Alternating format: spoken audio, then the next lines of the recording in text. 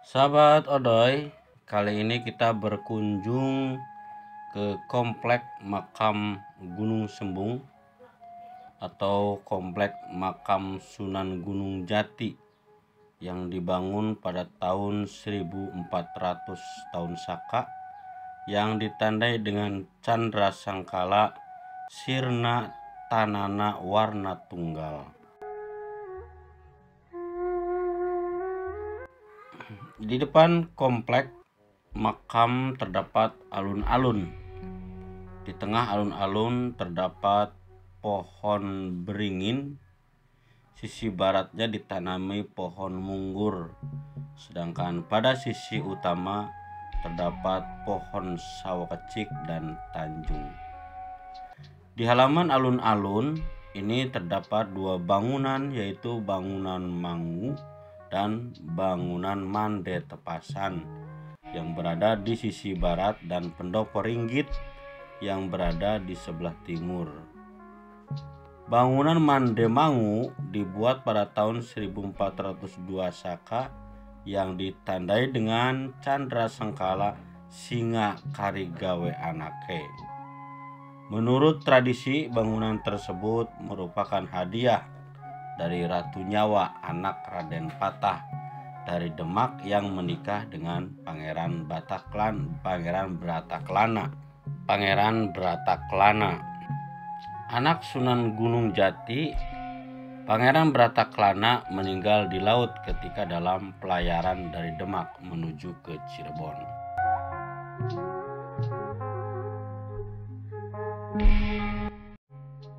Nah, sahabat, kita sekarang masuk ke dalam komplek makam Sunan Gunung Jati dan kita akan mengenal sebuah balek yang dinamakan dengan Balek Pelayonan. Ya, apa sih Balek Pelayonan? Di sana itu tertulis dilarang duduk di atas Balek Pelayonan ya. Ini kita pintu masuknya, udah mulai masuk ke pintu masuk makam Sunan Gunung Jati. Ini komplek makam di luarnya, dan di depan ini ada pendopo itu sahabat. Alhamdulillah sekarang terkesan lebih ramah ya, karena tidak seperti biasa. Sekarang komplek makam Sunan Gunung Jati ini lebih nyaman tanpa adanya para pengemis atau para pelaku pungli untuk menjajakan kotak sodakohnya ya sahabat.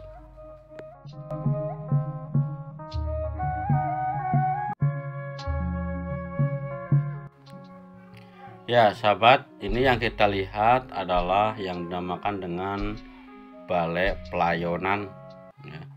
Balek Pelayonan ini posisinya persis berada di depan pintu pasujudan atau pintu yang ketiga dari komplek makam Sunan Gunung Jati. Nah, ini Balek Pelayonan sendiri adalah berupa bangunan seperti saung berbentuk persegi panjang yang terbuat dari kayu jati. Nah, di Balek Pelayonan inilah jenazah keluarga Keraton Cirebon akan disolatkan sebelum diantarkan ke tempat peristirahatan terakhir. Nah, ini sahabat yang dinamakan dengan Balek Pelayonan. Kenapa di situ tertulis ada peringatan dilarang duduk di atas Balek Pelayonan? Karena di balai inilah ya, di tempat disemayamkannya orang-orang keluarga keraton yang telah meninggal dunia sebelum dimakamkan. Istilahnya pemulasaraannya di sinilah, disimpan di sini, kemudian dilakukan sholat jenazah.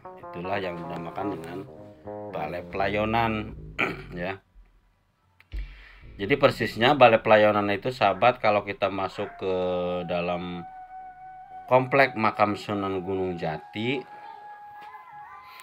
terus kita belok ke kiri melewati sebuah bangunan makam Pangeran Raja Sulaiman. Nah, di depan kita melihat ada sebuah pintu yang biasa dilakukan para peziarah, berzikir, tahlil di situ. Itu namanya pintu pasujudan, sahabat. Ya, nah dari pintu pasujudan itulah, berada di depan pintu pasujudan persisnya sebelah kiri kalau kita menghadap pintu pasujudan. Itulah yang dinamakan dengan balai pelayonan, sahabat.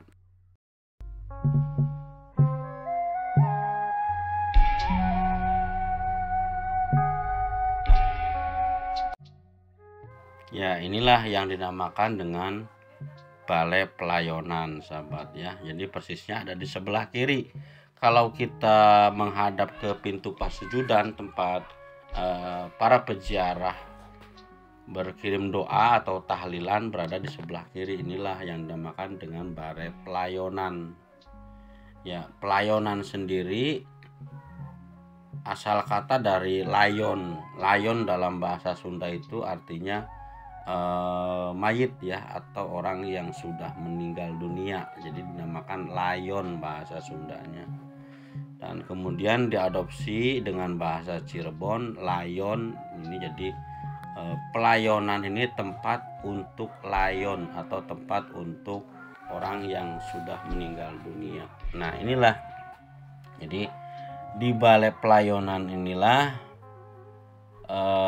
keluarga keraton ketika telah meninggal sebelum dimakamkan disimpan di sini dulu untuk dilakukan biasanya persiapan sebelumnya sholat sholat jenazah dulu di sini dilakukannya, sahabat ya.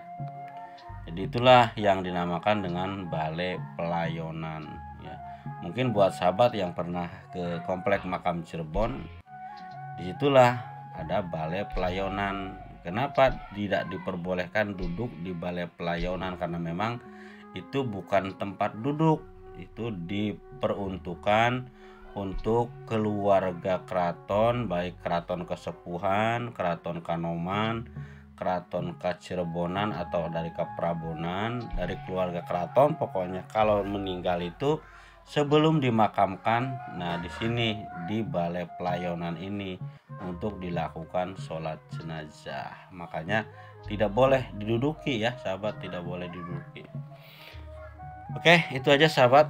Mudah-mudahan bermanfaat. Itulah sekilas tentang balai pelayonan. Kita mengenal satu persatu di mana ada suatu tempat yang mungkin kita kurang paham, tempat apa ini yang dinamakan tempat di makam Sunan Gunung Jati ini kan ada berbagai macam. Itulah balai pelayonan.